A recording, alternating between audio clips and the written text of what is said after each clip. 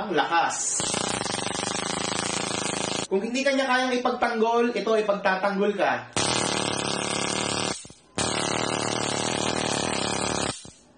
May ilaw pa, di ba?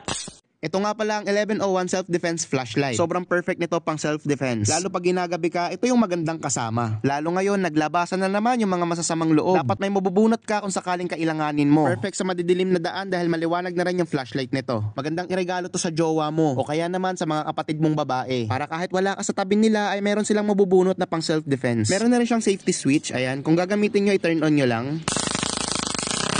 At kung hindi nyo nagagamitin yung taser niya, i-switch off nyo lang para safe. Sa box niya, nandito na yung manual, yung charger, pati yung flashlight holder na pwedeng isabit sa sinturon. At sa lakas nga nito ay kayang-kaya niya magpuputok ng lobo.